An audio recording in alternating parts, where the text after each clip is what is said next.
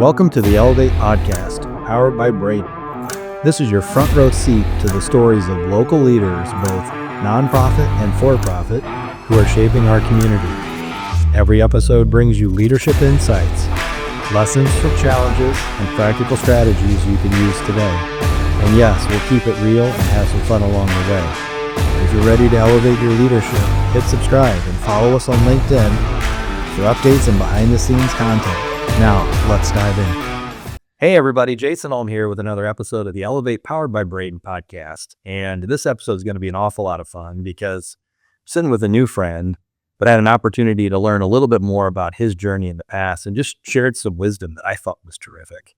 And so I'm looking forward to hearing his story a little bit more in totality. But Sean, welcome to the show. Well, thanks for having me. I appreciate it. All right. So before we go back to kind of your beginning or genesis, let's remind people, where are you at today? What's the business today? Yeah, today I'm the CEO of Cadmium. Cadmium is a event and learning management software for associations, medical institutions, that higher education institutions, really, that focus in on research and medical scientific discoveries. Okay, sounds awesome. I know we'll pour more into that when we get to that part today, but let's go back to the beginning. Where are you from originally?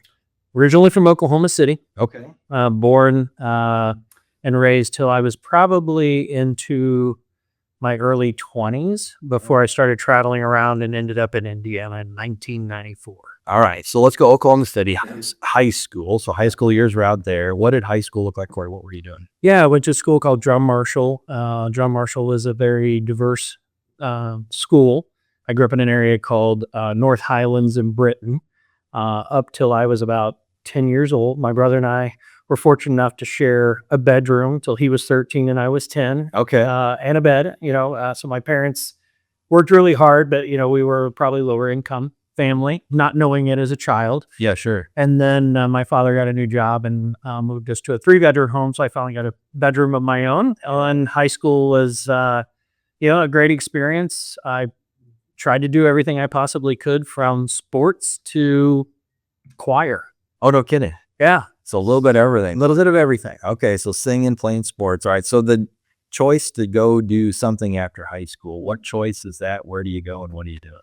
Yeah. Because of the economics environment that I grew up in, really the only choice to get to college was to try to play sports to get there. So I was very fortunate to be able to play sports for a couple of years in college. Okay. First year was at a school called Bethany College in Lindsborg, Kansas. Okay. Small school, but great coach who's in the Hall of Fame today. So it's the reason I chose it, Ted Kissinger. And then, really not having a support system that could say, hey, you're probably going to go above your skis here. I transferred to Oklahoma State and play a year there, if you want to call it playing. But I was on the practice team and was abused. So I was by some really great players. What sport? Football. Okay. What position? I was defensive end, rush in. So back then, Lorca Haler created a unique. Oh yeah, it was rush in the quarterback. I got you. Okay. All right. So went there, finished up school there. What were you? I did not. Okay. Yeah. So I was in business, and after I stopped playing sports, I had to work in order to get to school, and so I worked multiple jobs, from started in the restaurant business at a company called Garfield's. Okay. Begged to get a job as a dishwasher. And then at night, I would be a bouncer and then try to do school during the day. Okay, gotcha. So training school during the day, but bouncing at night. Probably some pretty fun stories there. I imagine there's probably some interesting. So many things have happened. Yeah, of course, at time. But, when you're getting to the restaurant early in the morning, trying to get to class, study, wow, bounce, you're up till 2 a.m. Yeah, I want a full. And it's full time commitment. Wow, that's amazing. All right, so when you finish up with school, what do you think you're gonna do? Right, because you've had such a cool career. Where were you planning to go? What were you gonna do? Yeah. So first off, I didn't actually graduate. Okay. When I started at Garfield's, I was a dishwasher, as I mentioned. Fortunate, my father taught me to work hard, and so about 2 weeks into that, they were like, okay, we need to teach you something else. Do you know how to cook? I didn't know how to cook at the time. Okay. All right. And so they put me on the line and started teaching me how to cook. I wasn't a great cook, but there's a position really back in the 80s called an expo, or a window person, that really is coordinating all of the food cooking at a certain time in order to deliver it hot. So you got to know the steak well done's coming in, tell somebody to drop the steak, let it cook for 10 minutes, and then drop the rest of the food so it all comes into the window hot and gets delivered to the table. So Carl, kind So of basically a coordinator. right? Okay. It's really, think of it as a project manager of the kitchen. Okay. Today, technology does it, Okay. but back then it was a human. Sure. Right? I had this window full of tickets and a wheel that was full of tickets, and you had to constantly know where food was. Right. Yeah. I was fortunate enough I did that well. Okay. So I went and opened a restaurant in Texas for the company. Okay. And a gentleman by the name of Jim Burke, who I say was my first mentor, was actually online working. He was the COO of the company. I didn't realize who it was at the time. And I barked orders to him for the entire day. We worked, treated him like he was any other Orders person on on the kitchen. line. He's working, right? He's on the line. If you're on the Yep. line, Right. you're kind of in my control. That's right. And a unique situation happened where one of the managers took a food item out of the window to take to a table that was not properly cooked. And Okay. so I went around and took it off of his tray and threw it in the trash, and came back around and said, I knew it up in a moment. Yeah. By the end of the day, that friction turned into a conversation where this gentleman, Jim Burke, pulled me aside and sat me down and said, tell me about what happened. And I explained it to him, and then he asked me, like, what do you want to do? What do you have career ambitions to do? And at that point, I really didn't have any. All right. He then took me under his wing and then ended up putting me in management. From there, the career kind of progressed. I did a bunch of different things for him, from corporate takeovers at the age of 21 of a franchisee that was really trying to do unethical things in Texas, and to going around and helping open up restaurants. And that's what led me to India. No kidding. All right. So, by the way, There's a lot there. yeah, that's amazing. By the way, but first thing is he goes back. Your dad taught you to work hard. Yes. Right. That's a skill that translates across any business anywhere out there. Right. That's kind of ticket to get in the game. So you're working hard. Turns out you're pretty good at your job. You have no idea who this guy is, but he's on your line, so he's in your control, right? And so you're ultimately responsible for what it is that he's doing. 100%. And so that then shows you in a light to him. But by the way, kudos to this first mentor for seeing that in a young individual, recognizing it and realizing that you're coachable. If you are coachable, you'll have a chance to be able to be successful.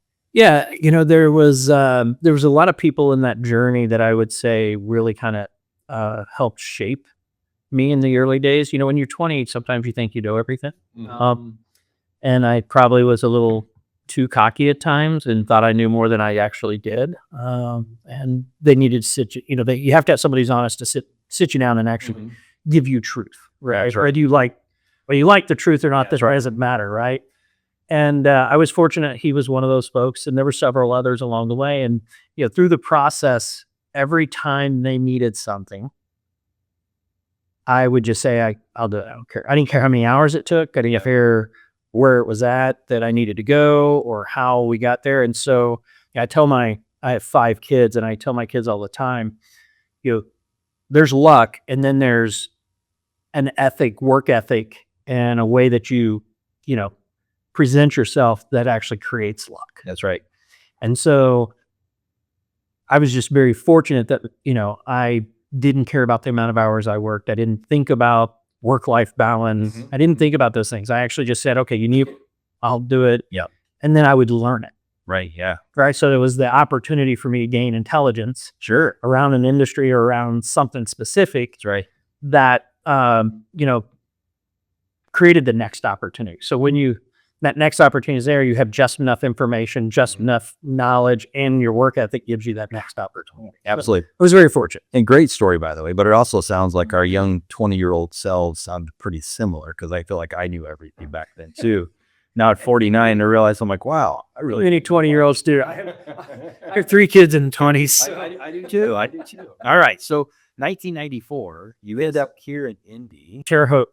Okay, Terre Haute. Okay, Terre Haute, Indiana. This was the first location we opened up in Indiana. Gotcha. All right. So then where's the journey go from there?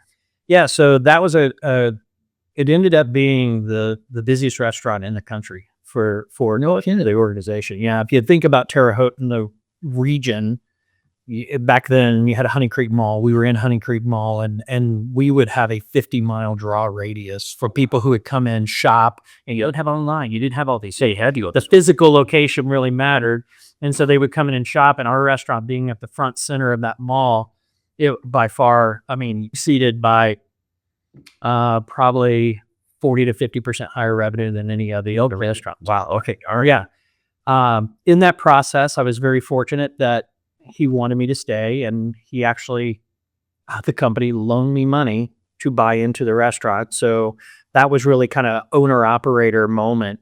Where my parents didn't have the funds. I didn't have the funds, and they loaned me the money to buy 5% of the restaurant. And then I met another gentleman over the course of running the restaurant. I had no assets. I couldn't put the restaurant up for assets. But Terre Haute First then loaned me the second amount to buy another 5%. So the president, Norm Lowry of Terre Haute First, would dine in the restaurant on a frequent basis and loved the restaurant. And so he gave me the second opportunity, and I ended up working for that organization until 1999. No kidding. Wow, that's awesome, by the way. So you get 10% of the business there, but starting dishwashing, begging for a job, was the word you said, begging for a job, get a dishwasher job, put you on the opportunity to cook, which, by the way, you weren't very good at that, you said, but you could organize it, right? Okay, so now you're 1999. Where's the story go after that? Yeah, so again, I call them G1s. When an organization is early, there's people who help build that company, right? They're the generation one. They usually have done a lot of hard, dirty work to get there, right? What are the company, but sometimes they're not the people to go on the next evolution of the company. And I turned out to be one of those folks. Okay. So they went public and hired a new vice president of operations who actually gave me the best advice ever. Even though I didn't actually care for him. And again, I tell people all the time, you don't have to like your boss, right, but is your boss actually helping you grow in your career? Because that's really important. But you may not align on values or certain things, but are they actually developing you? And at the time, again, being in my 20s, thinking I know more than I did, he said, listen, you have a lot of innate, natural instincts around leadership, but you have a desire to do more. You've got to put some theories behind it. And so he challenged me to start reading. And I said, I hate reading. He's like, listen, one chapter a night. Put a book next to your bed, one chapter a night. You'll look up and you've done 15, 20 books over the course of a year. Best advice ever given. Oh, by the great advice. I ended up, and I've given away more books than I can imagine reading over the course of years, hundreds of books from that single bit of advice from somebody. So I met with the owner, met with Jim, didn't agree with kind of the direction the company was going and with public and some of the ways that you get measured as a public company. I didn't understand at the time. And so they just said, hey, it's probably time for you to move on. You need other broader experiences. We're going this direction. You want us to stay in this direction. It's not going to happen. So from there, I ended up going to work for a local franchise owner, Sadie Levinson. A lot of people know him. And he owned the rights to TGI Fridays in the States. Yeah. Okay, gotcha. All right. So now you're at the next business. But by the way, back to some of that advice, just one chapter a night. Next thing you know, you look up and he said like 50 books in a year. 12, 15 books in a year. But what great advice. And then the other piece of that I want people to make sure that they hear is you don't necessarily have to be friends with your boss, right? But are they helping you grow, right? And are they setting some things out there that allow you to move forward in your journey?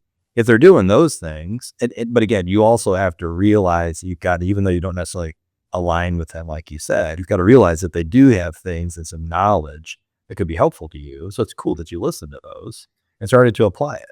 Yeah, I think that, and I say this all the time when I'm meeting with individuals inside the company or when I first transition into a company to transform, and I like to meet with a lot of the individual contributors as well as the leaders.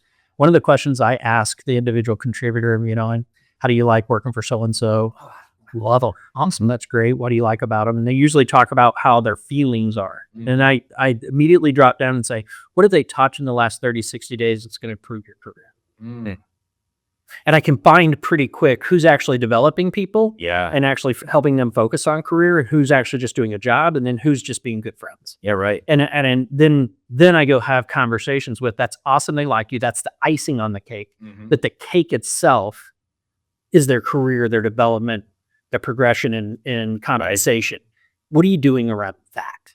Wow. Because that's what matters. It does matter, by the way. And that is some excellent advice. And so one of the things I think that's missing in a lot of businesses is the opportunity to train those leaders to be able to do those things. A lot of times we take high performers and we put them into a leadership position without really any training.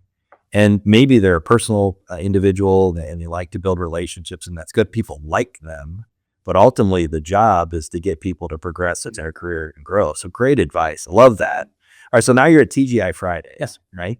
But obviously between there and here, there's a lot of stuff that happens. Yeah. Right. So talk a little bit more about that evolution. And you mentioned, when you come into a business to help them grow, you go through this process.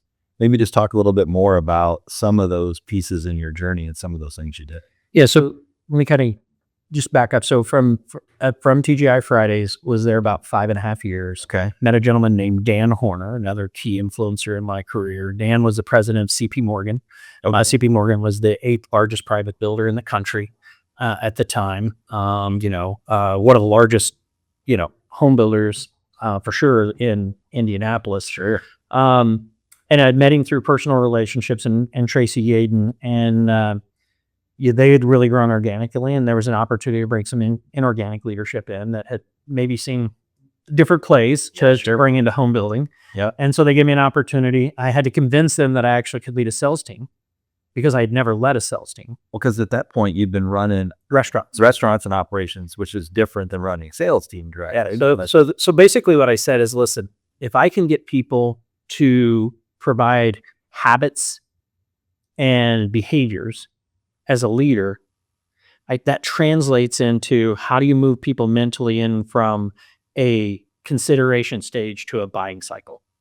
And so I've still went into a leadership role, but then it's how do you learn leadership? And a person named Tiffany Hill was the trainer who actually really helped teach me the process of walking people logically through what's an emotional decision to a logical decision. And so that really kind of started the foundation of understanding sales in home building, but I kind of applied the leadership functions I had learned in the disciplines. Fridays was really, really good at teaching theories. Okay. So it was owned by Carlson companies, and they had a wide variety of companies underneath the holdings. And so they did a lot to teach you theories. Well, that was applicable then moving to another industry because those theories still made this. Yeah, sure, it's still the same because they're leadership principles. Yeah. And so, so I went from home building until the crash of 2008. Okay. And so, unfortunately, CP Morgan went from 8th largest private builder to bankrupt. But a gentleman named Todd Richardson was head of HR at CP Morgan. Todd Richardson had transferred and transitioned over to Exact Target. I had reached out to him because they had moved me to South Carolina to open up a different area, but also function down there as a regional sales leader in the business, and said, hey, I know I'm not going to stay in this world. I need to go back into a corporate space. Will you be a reference? He's like, well, hey, I'm in technology. What do you know about technology? Yeah. So I was an MIS minor back in the early days. Okay. When Lotus 1, 2, 3, Yuri Perkins were, the software of choice.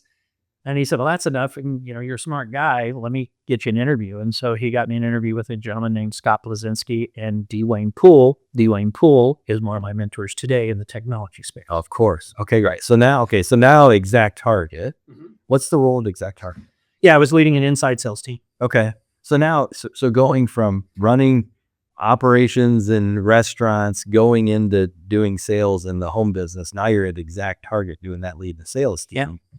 But all transferable skills, all still transferable. See, I think that's one of the things that's interesting so far in the story is that I think a lot of folks think that they're pigeonholed into a particular vertical, for example, but the baseline transferable skills, if you know those and become kind of a master of some of those things, they can transfer from business to business. You can learn about the home building business. You can learn about what Exact Target does, right? But I think some of those things that you learn that are the kind of the baseline, if you've got that core, you've got a great opportunity. Is that right? Yeah. So the way that I typically have conversations when people hear my story and want to talk about maybe them thinking through transitions. Yep. There's a couple things that I typically talk about. First off, companies have to be willing to be open-minded and actually think about outside talent outside their industry. Yep. That's the first. And I can tell you, ExactTarget wanted me to have more of a technical background. And I'll get there in a second, but I was very fortunate Dwayne Poole and Tracy Yaden had also transitioned there, and I had Todd Richards. So I had support units inside there that was willing to say, hey, let's look outside. Yes. But when you look at the core function is all businesses, whether it's not for profit or for profit, operate off KPIs, P&Ls. They have to be funded. And whether they make profit or not kind of depends on the charter. That's right. Yeah. And so once you understand that, and the restaurant business actually teaches that really well. If you're in any type of management, you have to understand the P&L. The margins are too tight for you not to understand the levers that you have control over in order to drive revenue to profitability. That's right. Same thing about marketing. You actually learn a lot about marketing in restaurants because you only have a certain radius that people will travel to eat at your restaurant. Yeah. So therefore, you have to think about who's in that radius, and then once you get them there, how do you get them more frequent? Whatever frequently means. That's right. Once a month, twice a month, and so you kind of learn the foundations of business. Well, guess what? That same thing applies in home building. That same thing applies in software. That's right. And so a lot of that is very transferable. But what I tell people is, if you are going to transition and you decide to switch industries, every time you switch, you have to approach it as you're going to get your MBA. You have to, no matter what you're bringing to the table, you have to learn that industry as fast as possible in order for you to be able to produce the results that are going to be expected for the salary that you take. That's right. And so you have to really, in all ways possible, from the people you connect with and absorb as much as you can from them, from anything from a competitive perspective and understand the competitive landscape as fast as you can. And then the industries that you're going to be serving, what matters to those industries. That's right. And so you've got to go get your MBA every time you transition. Most people don't want to do it, or most people can't do it because they had other obligations inside their family homes or whatever the case may be, because those are hours upon hours at night that you're studying. That's right. Because during the day, you're working. Because you're working, you're doing the job. You're functioning here in the day. Yeah, that's right. But at night is when you actually get to prepare. So I would probably spend 2 to 4 hours a night when I first started in ExactTarget. Yep.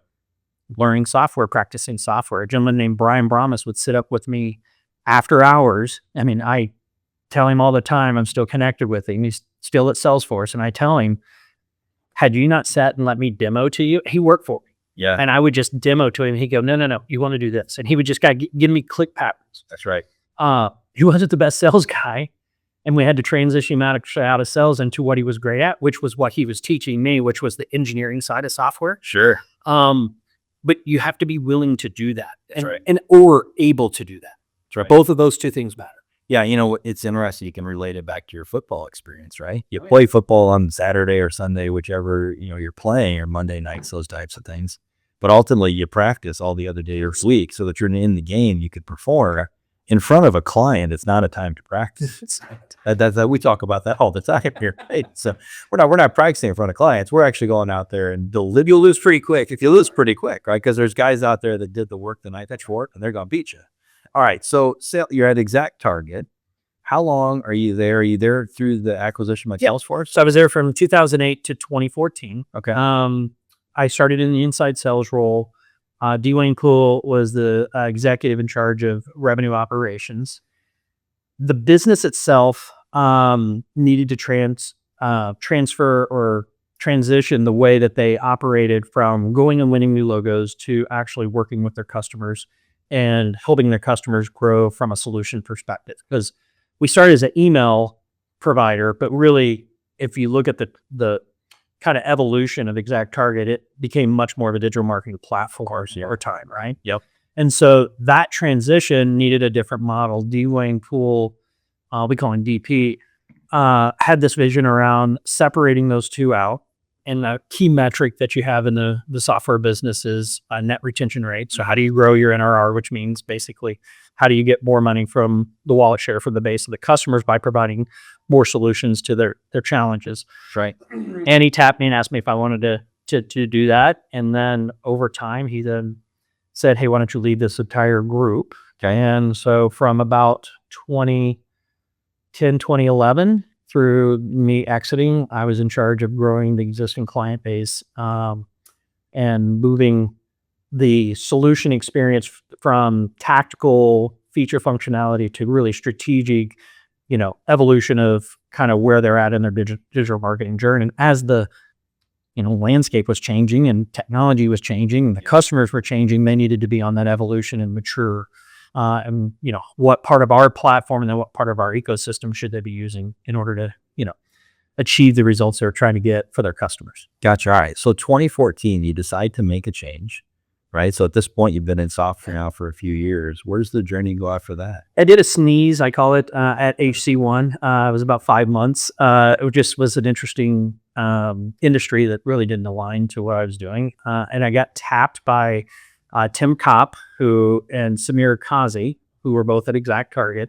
They were doing some consulting work for a private equity company, Vector Capital, and Matt Blodgett and Alok Pandey reached out and said, we got your name from these two folks. They say that you should help bring an Austrian software, which is in the digital marketing space in Europe, over to the US. Okay. So I interviewed, and I was having my fourth child, Will, at the time. Okay. Literally in the middle of the interview, my wife went into labor. Fortunately it was virtual and I was able to get home and take her to the hospital. But, a week after, I was in Austria, San Francisco, and then had an offer immediately after. And it was to help them come into the United States from Europe, which there wasn't a lot of playbooks to do that. Right. There's not a lot of models out there. There's a lot that go the other way, right? U.S. companies go to Europe and to Asia Pacific, but the reverse is very difficult. And I was very fortunate that I had the opportunity to lead the Americas, both North and South America division.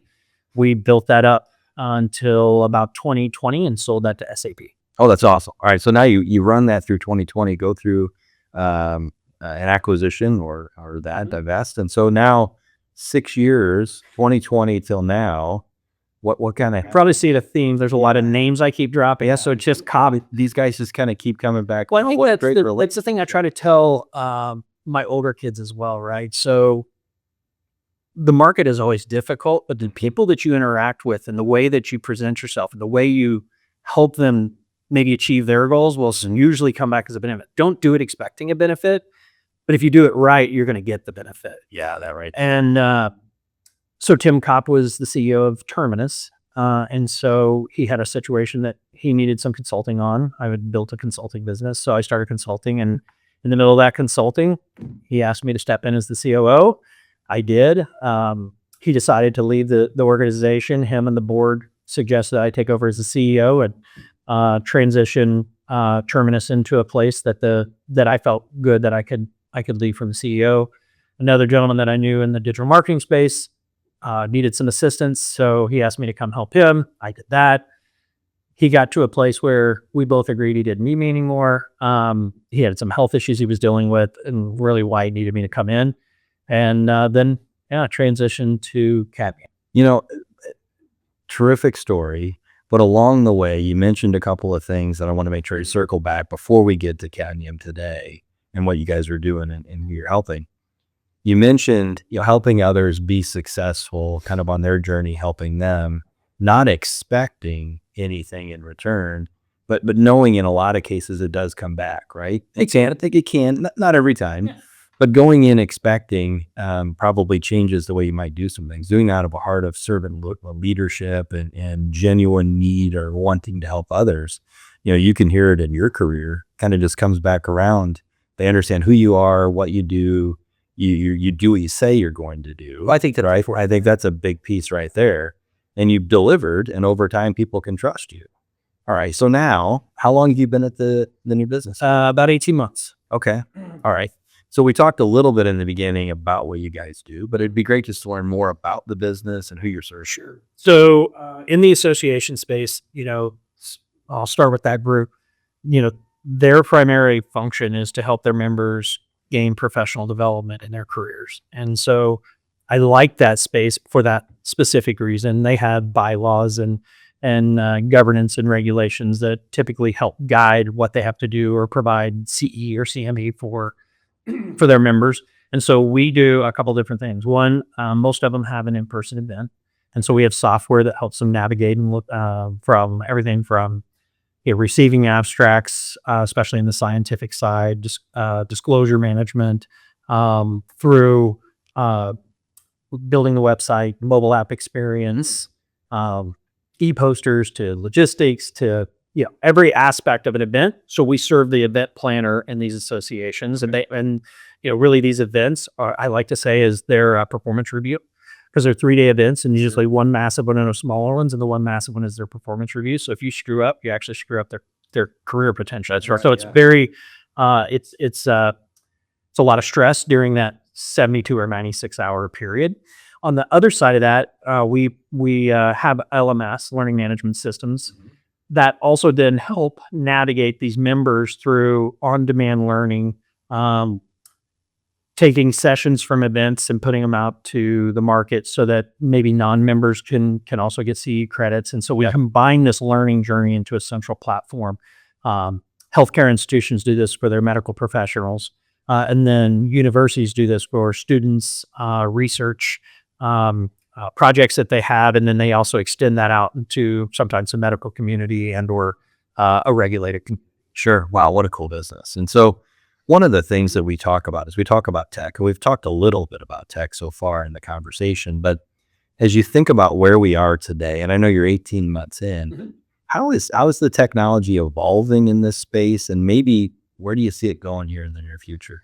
MIT probably gets a little bit tired of me talking about the future. I think that, I always say technology should let us do the human things, and it should do the tactical things. Yeah. And so as I think about where evolution continues to happen so what does a learning journey look like?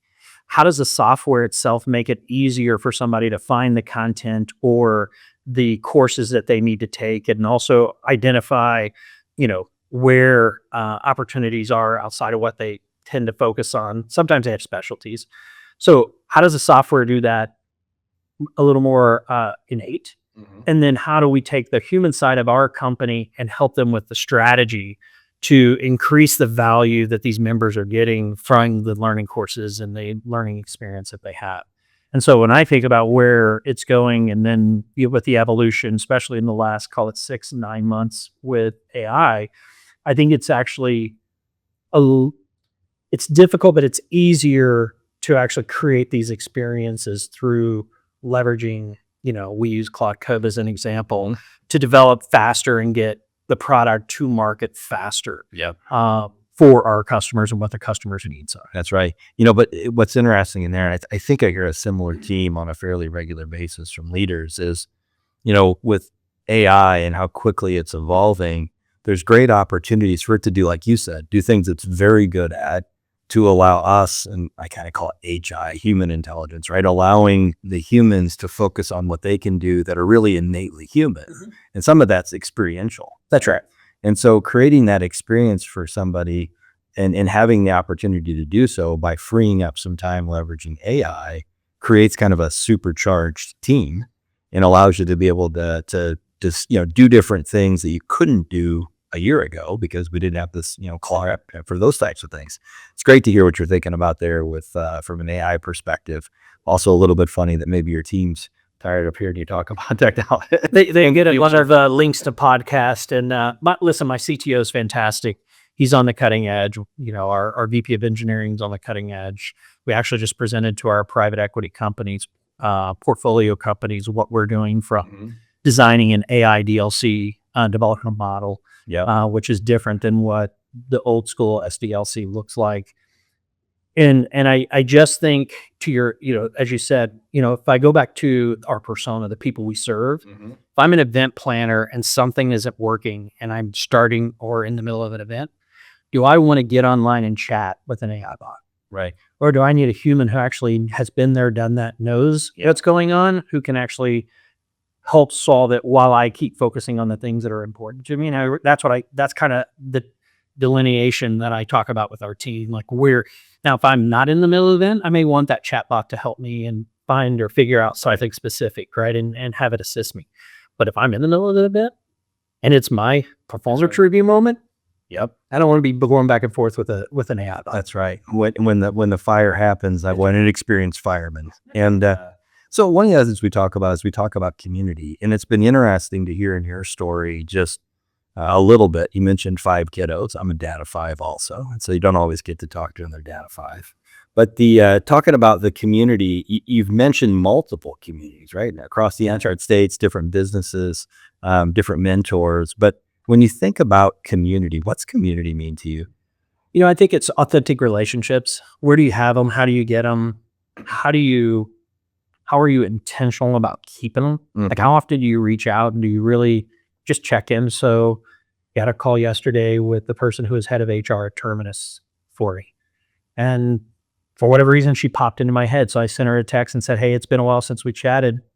Let's put something on the calendar. Yeah. And we talked for 45 minutes and, things that she's working on, and also just things about in her personal life. No agenda. Yeah. But there's a reason she popped in your head. Mm-hmm. I always think that, you have to act when something like that happens. I think many times we just discount it.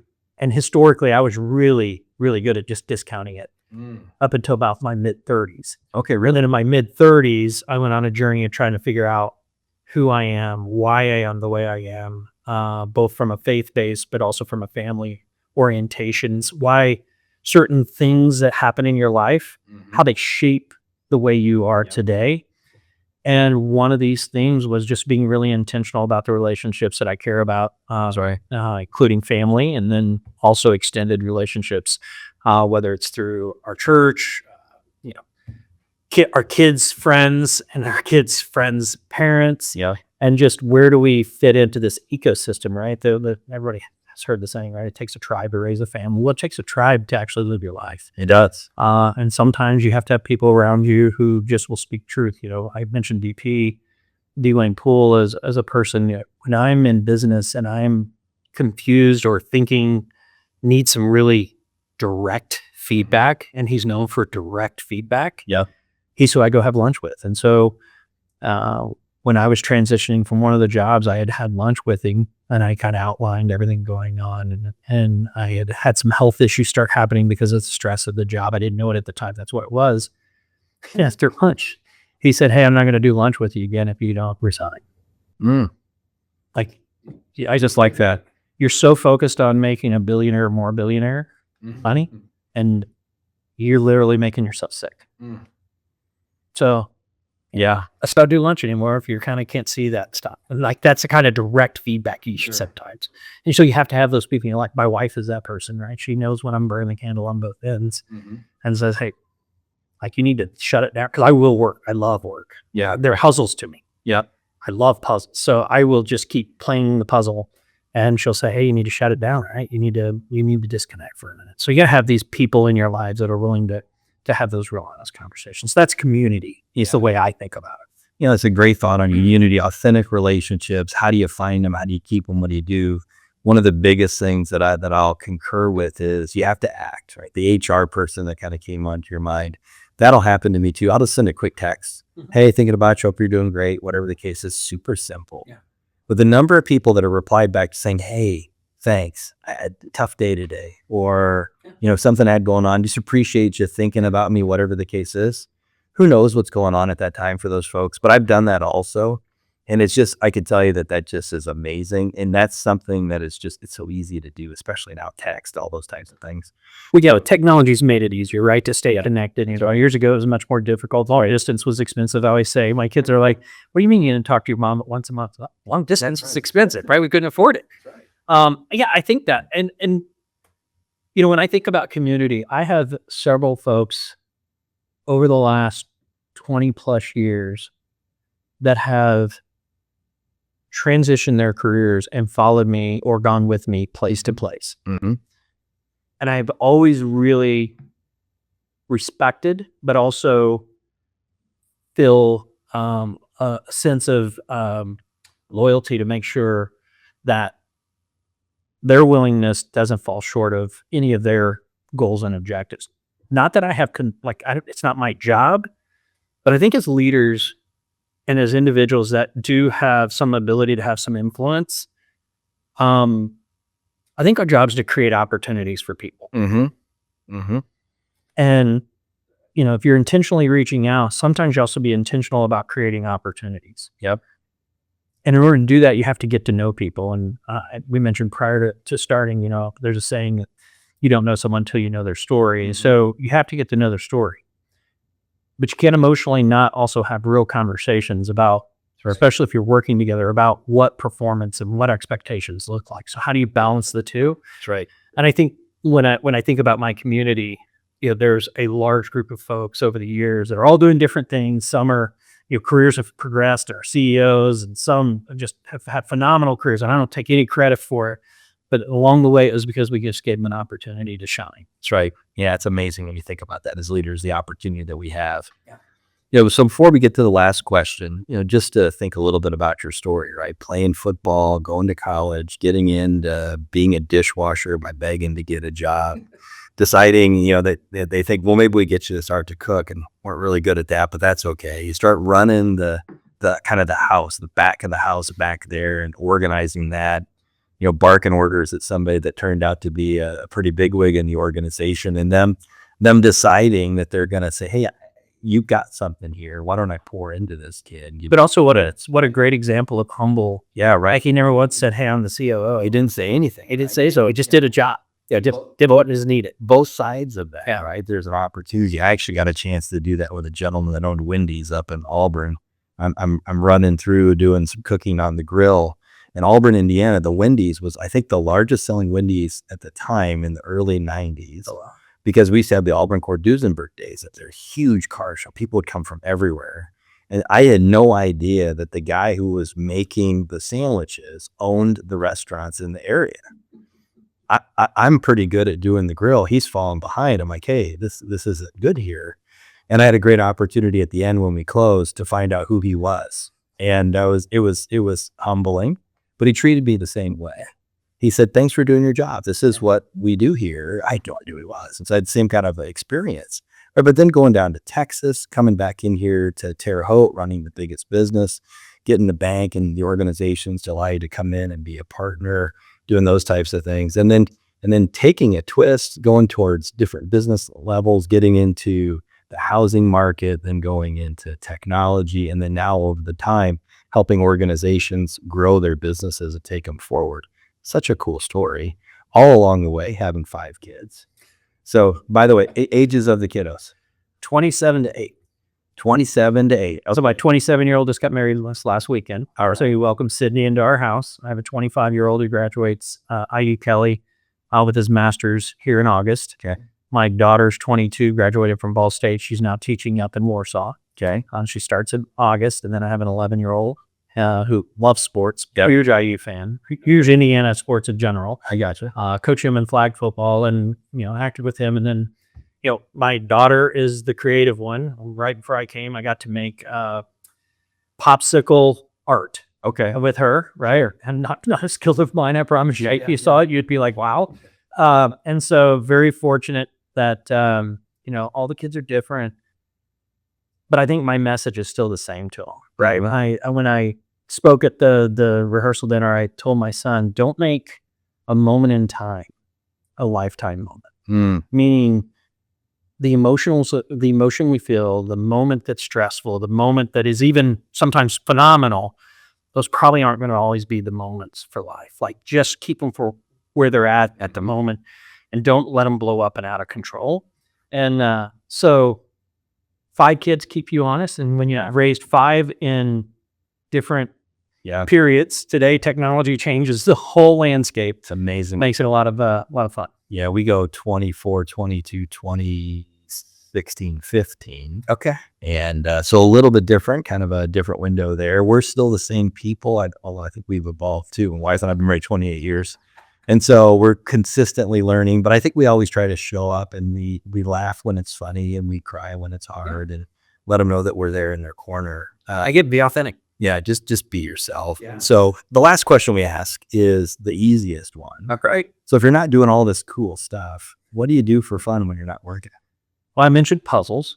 So my 11-year-old and I love to put a puzzle out, and we'll work on it. Now I have a little OCD. I can't put a puzzle away without it being finished. Okay, all right. So there's this part of me that my wife likes to make fun of. Love golf, love sports, love to travel. I think work should provide you the opportunity to do some things sometimes in life that you may not have been able to do. So my parents, I didn't go on spring breaks. I didn't do trips very often. I think we went on 2 my whole childhood. And so I try to, my wife and I talk about it all the time. For our kids, all 5, our focus is not providing you tangible things, but maybe experiences. Mm-hmm. Things that we're all going to remember. That's right. Laugh about. That's right. Places that maybe we just couldn't go unless, we really, are intentional about getting there. We did a New Year's Eve cruise with all the kids, and at the time my son's fiance, and what an experience. Of course. Well, you have to be intentional about those. Yeah, you have to be intentional, and I love that idea as well. I mean, we've had the ability to provide for our kids different than my wife and I were provided for as well. And ultimately, the things that we bought them over time for Christmas, for example, nobody remembered. Yeah. But we started to make memories. Like, for example, July 4th, we're always in Hilton Head. Everybody's coming down. Love that big to little. We're down there. Love it. Christmas, we go down and spend time in Florida. We don't have a lot of family here. So we actually literally most days or most years have spent Christmas Day in Florida. But the trips all the stuff they remember is, remember when we went parasailing? That's right. Or how about when we went here? Remember when out on the boat? Now, do you remember when somebody got sick in the car? Right? All this kind of, and so all of those things are what they remember. And that's an investment that's going to last forever. And so, Sean, thank you. Your career, amazing, cool journey, opportunities, but talking about what you've done with people, for yourself and your family. There's just a lot of great things in there for people to learn. So thank you for being on the show. Yeah, thanks for having me. I appreciate it.